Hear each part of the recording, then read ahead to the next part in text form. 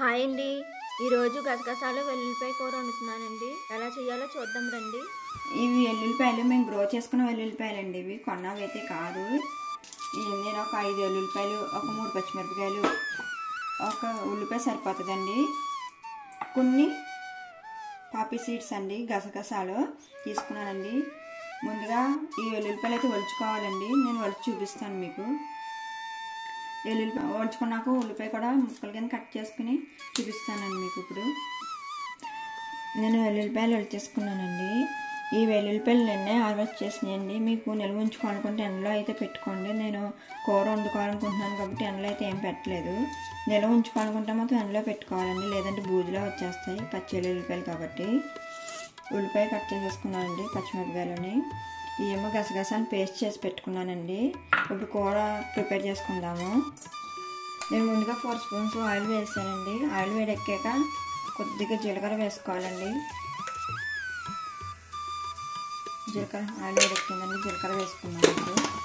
ఈ టైంలోనే ఉల్లిపాయలు కూడా వేసేసుకుందామండి.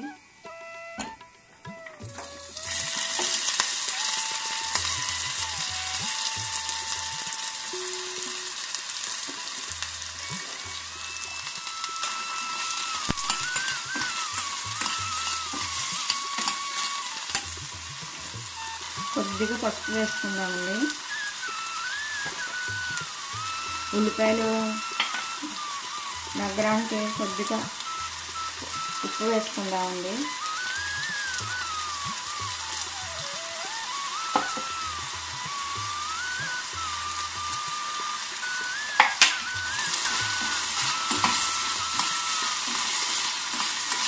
ఈ గోల్డ్ కలర్ చివరికి ఫ్రై చేసుకోవాలండి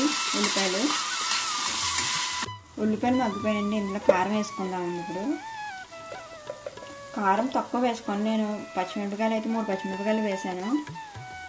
కారం తక్కువ వేస్తున్నానండి. ఇందులో కారం ఎక్కువ వేసేసుకుంటే బాగోదండి. గసగసాలు ఉల్లిపాయ కూరలో కొంచెం పచ్చిమిరపకాయలు ఎక్కువ వేసుకొని కారం తగ్గించి వేసుకోండి. కారం కొంచెం 2 నిమిషాలు మగ్గాక మిరపకాయ వేద్దామండి. అప్పుడు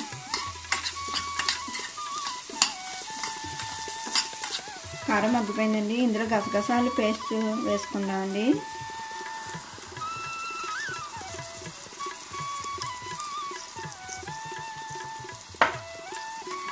ఇది కూడా 2 నిమిషాలు మగ్గిపెట్టుకోవాలండి. ఈ గసగసాల పేస్ట్ కూడా మగ్గిపోయిందండి.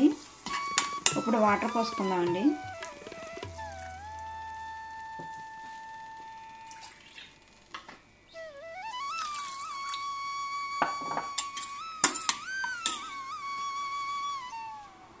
నేను ఒక 100 ml వాటర్ అయితే వేసానండి. ఎక్కువ వాటర్ అయితే అవసరం లేదండి.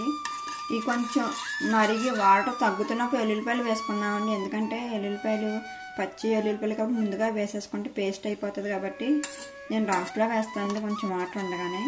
ఇప్పుడు ఈ టైంలోనే ఉప్పు కారం చూసుకుని మూత పెట్టేసుకుందామండి. వాటర్ ఇంకెన్నో లేవండి. ఈ టైంలోనే వెల్లుల్లిపాయలు వేసేసుకుందామండి.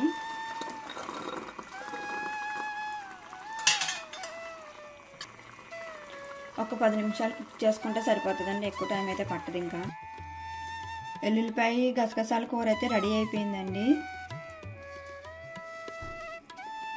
మీరు వెల్లుల్లిపాయలు చూసారా ఎలా ఉండాలండి. కూర అయితే రెడీ అయిపోయిందండి. వేడివేడి రైస్లోకి చాలా బాగుంటుందండి కర్రీ. ఈ వీడియో కానీ మీకు నచ్చినట్టయితే ప్లీజ్ లైక్, షేర్, సబ్స్క్రైబ్ చేసుకోండి.